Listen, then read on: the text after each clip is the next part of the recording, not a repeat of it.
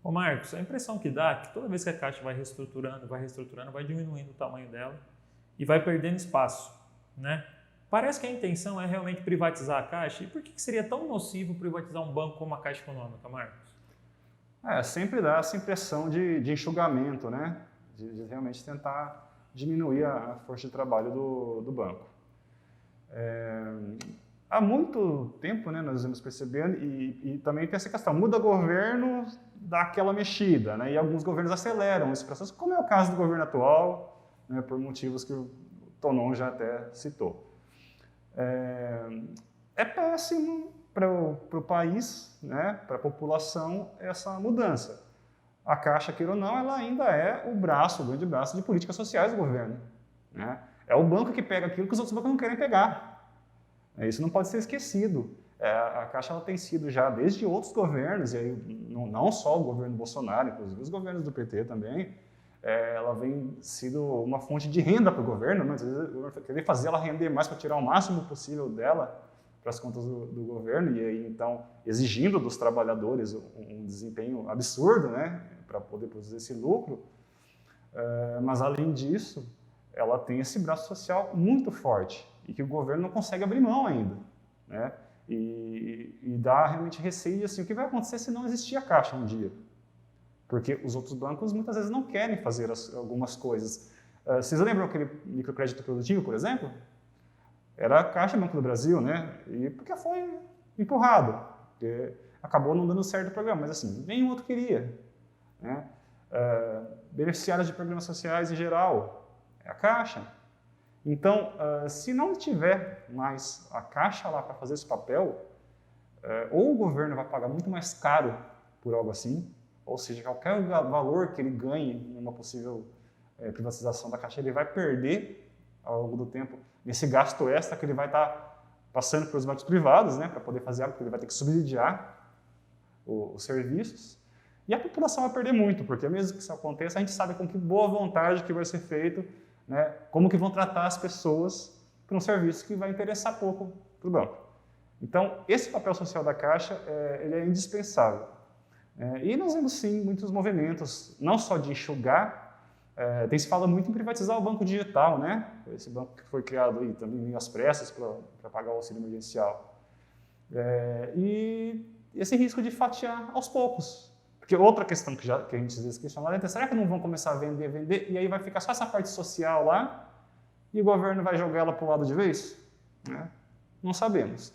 Mas, seja qual cenário for, esse sucateamento, podemos dizer assim, da Caixa e a possível privatização, ambos são um problema para a população do país, para a implementação de políticas públicas. Perfeito, Marcos. Paulo, você já chegou a imaginar como estaria o Brasil se não tivesse a Caixa Econômica, se não tivesse conseguido pagar esse auxílio emergencial? Como é que estaria a nossa economia se não fosse a Caixa Econômica e o auxílio emergencial, Paulo? E sempre bom lembrar que o auxílio emergencial, do qual o Bolsonaro surfa, não é ele que quis dar esse auxílio. Né? Por ele estava todo mundo recebendo duzentão, né? E olhe lá. Bom, eu acho que é exatamente isso. Nosso papel nessa pandemia, um deles foi ir para frente da Caixa Federal e fazer esse diálogo com a população, né? De fortalecimento da Caixa. Porque às vezes as pessoas não ligam o leco-cré, né?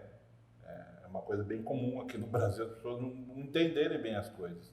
E se hoje ela recebe um auxílio emergencial, do jeito que foi feito, o maior programa do mundo de assistência nesse momento da pandemia, com todas as falhas que ele teve, foi o maior do mundo, porque os funcionários da Caixa estavam lá se expondo ao coronavírus, abrindo a agência às 8 da manhã, então para abrir a agência às 8 da manhã, que horas esses caras chegam? Fechando tarde pra caramba, né? Porque acaba o atendimento, eles vão lá cumprir as metas que a Caixa faz para dar lucro pro governo, que tanto critica a Caixa. Então, assim, é inimaginável, assim como é inimaginável não ter o SUS num momento desse, que os caras ficam querendo desmontar, não ter a Caixa Federal num momento desse de pandemia, né? Então, o trabalho de todo mundo que é sério e que tem um viés nacionalista, como a gente tem, nacionalista corretamente falando, não como uns fins de ser patriota aí. Não é patriotada, não. Não é patriotada, muito bem. A expressão é essa. É defender a Caixa como banco público. Caixa e Banco do Brasil são joias do povo brasileiro que merecem ser preservadas sempre.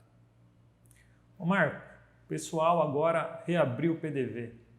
E para botar a galera para fora, reabriu aí, saiu essa reestruturação.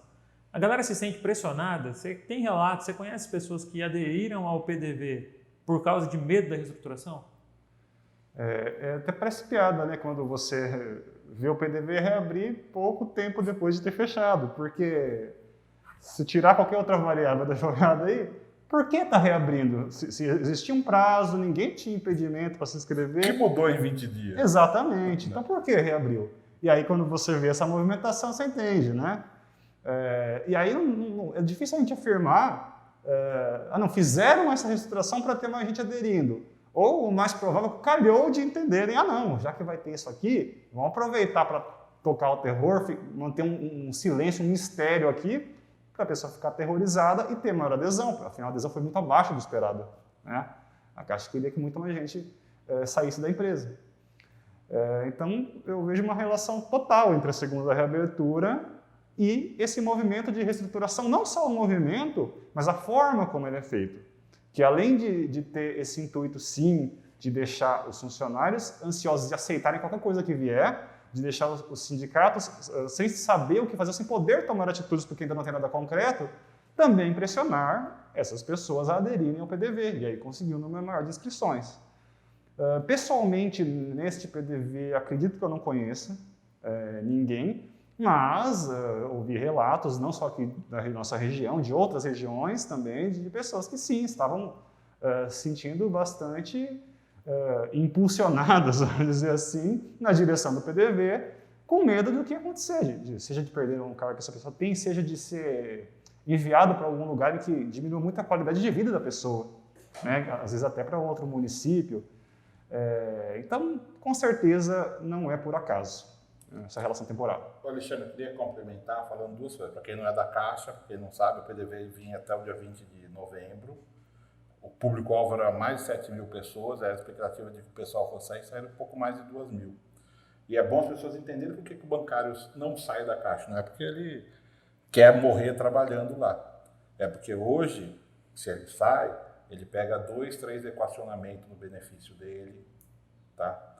Porque teve corrupção no governo do PT, dentro dos fundos de previdência, o fundo da FUNCEF foi amplamente atingido, tá? Então é bom deixar isso claro. O benefício do INSS, com esse monte de reforma que teve, é uma porcaria. Então o cara não fica na Caixa com 50, a gente atendeu aqui um senhor de 72 anos, que pediu até reintegração, nós vamos fazer, porque ele foi atingido pela reforma da Previdência. Ele queria continuar trabalhando, mas não é só porque ele ama a Caixa. Normalmente o pessoal ama a Caixa. Mas é por causa de necessidade. Porque hoje benefício da FUNCEF, benefício do governo é porcaria que não dá para a pessoa manter um padrão de vida digno. Bacana. Ô Marco, tô vendo que você tá com uma máscara estilosa, dá uma virada aí, mostra pra gente aí. Essa aí é uma máscara do Sindicato dos Bancários. Opa. Vamos falar, vamos reforçar o uso da máscara, o Tonon tá com a dele aí também. Vamos reforçar o uso da máscara. Tem muita gente marcando bobeira, hein, Marco? A gente dá uma andada lá, a gente começa a ver muita gente sem máscara, descuidando, achando que a pandemia acabou. Dá um recado para essas pessoas aí. Infelizmente, né, eu acho que, e outro ponto, com grande colaboração do governo federal, né, que teve um papel muito irresponsável, especialmente na pessoa do presidente, né, acho que a gente pode ser bem claro. Isso daí ajudou um movimento que já existe, e não é só no Brasil, também não gosto que às vezes falar que é o brasileiro, né, aquele vira-latismo. Não, gente, no resto do mundo também temos problemas, não é só aqui. Mas independente, não era para ter em nenhum lugar, era para todo mundo conseguir se respeitar, se cuidar e cuidar do próximo, né? E no momento agora em que a pandemia está próxima dos seus piores momentos do passado, né, de quando os números não estão tão distantes daquilo que a gente viu em julho, mais ou menos, né? Todo mundo relaxou, né? Todo mundo não, mas muita gente relaxou. Acho que às vezes dá a impressão que a maioria das pessoas relaxaram. E não acabou. Felizmente, nós temos já uma possibilidade de, em breve, começar a ter uma vacina sendo aplicada na população, que é algo que vai demorar meses.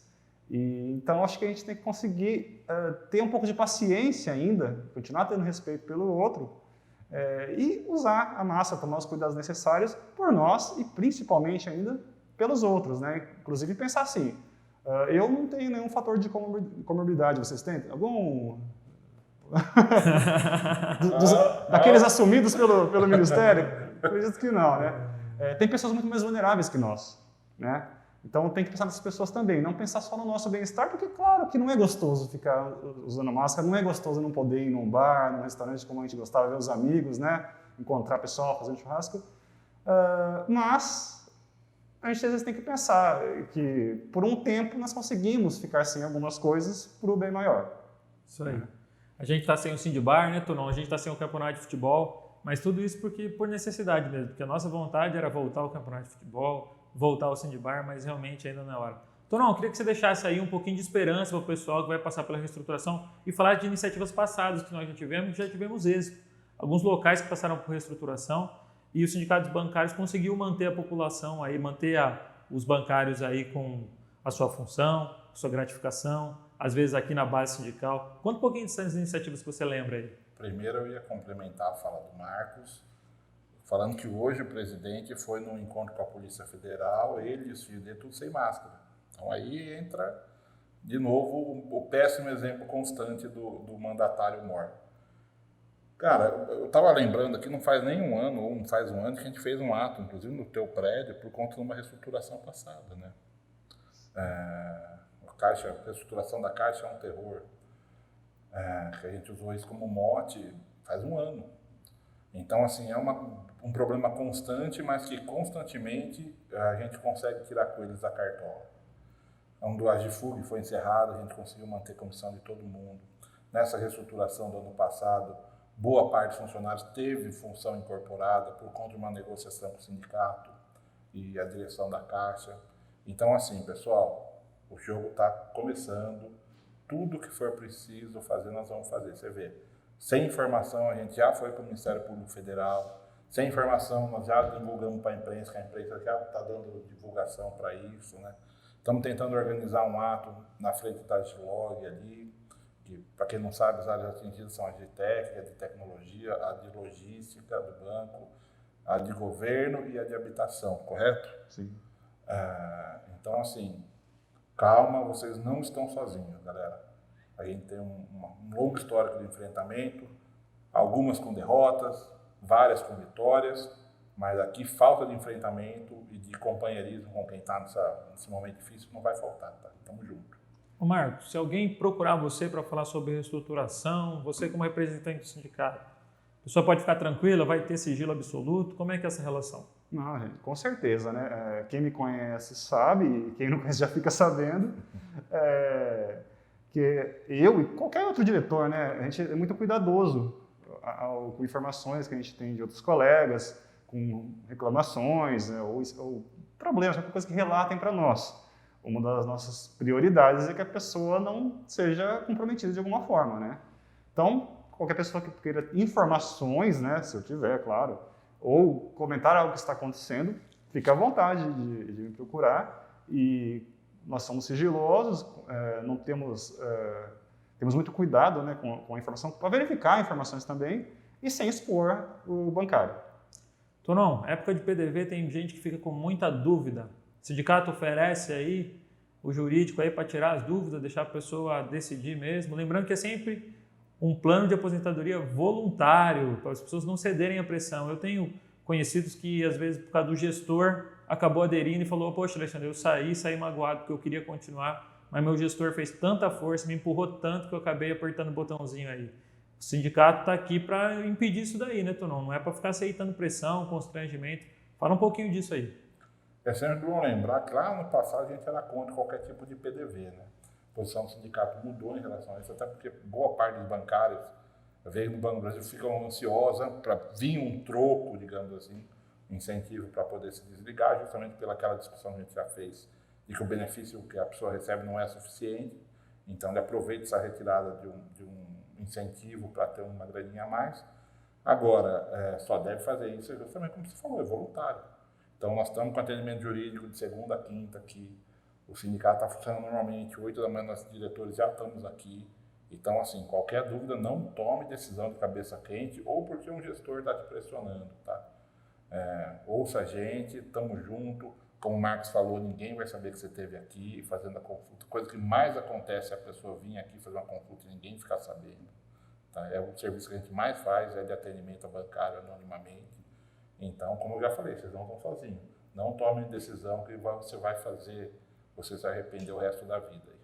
Marcão, nós estamos encerrando o programa aqui. A gente sempre encerra o programa elencando um fato positivo e outro negativo da semana.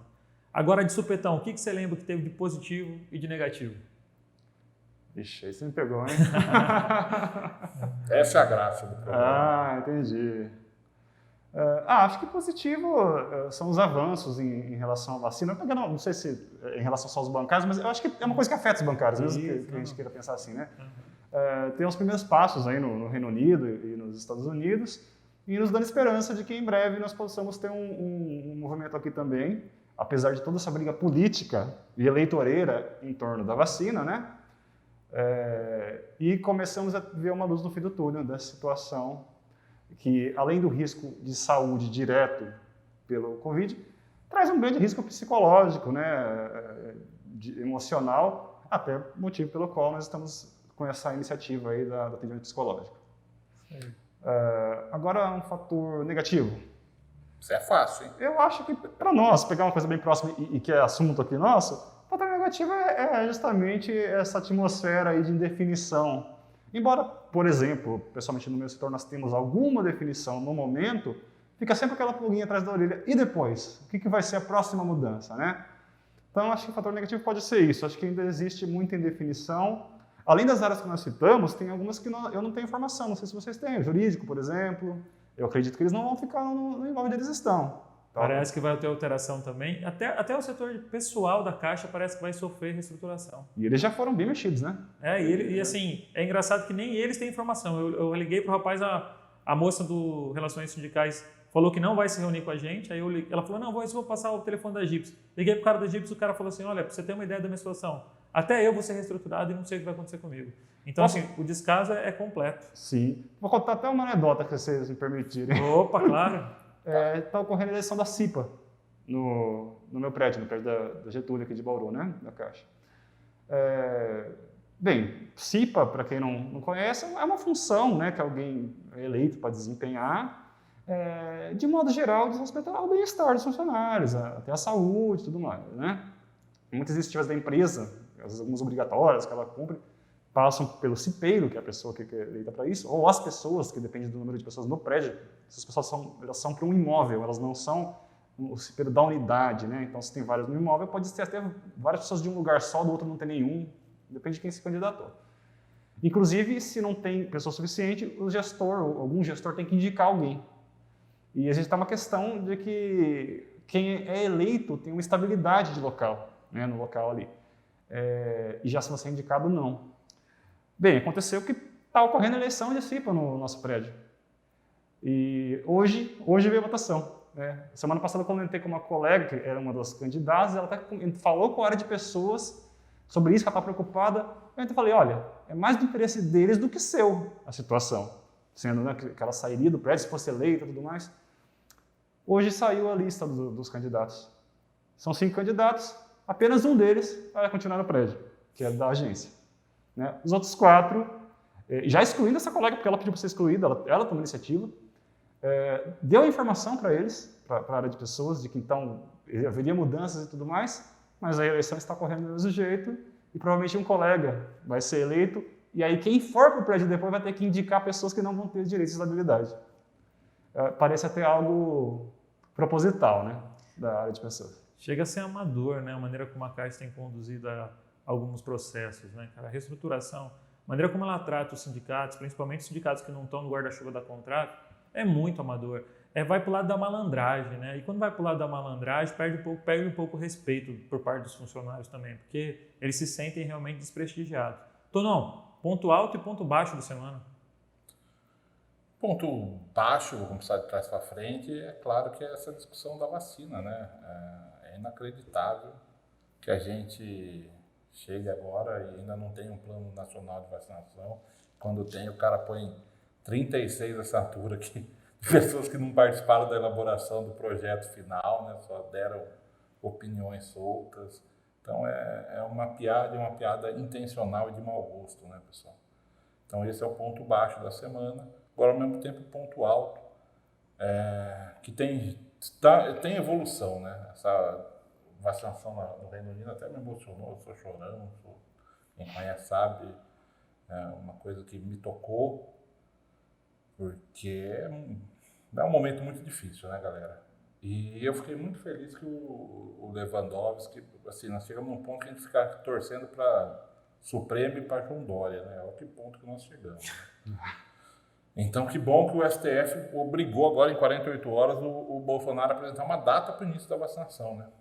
Porque, eu vou fazer um complemento do que você falou, embora exista uma briga política e muito de oportunismo no que o João Dória está fazendo, pelo menos ele está apresentando uma proposta de solução, né? Por mais oportunista que seja, está apresentando uma proposta, que se depender do Bolsonaro, essa pandemia vai ad eterno aí, até porque assim não tem manifestação de rua contra ele, os impeachments não mandam, sem pressão popular, né? Então, nada de graça.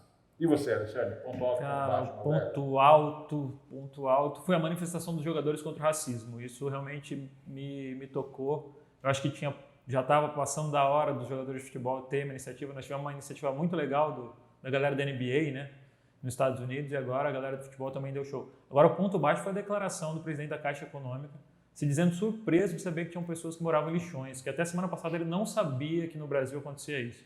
É uma vergonha que alguém dirige um banco tão importante, um banco público, seja tão alheio à realidade do povo brasileiro. Então, assim, cartão vermelho para o Pedro Guimarães. Não é possível que ele seja tão alienado.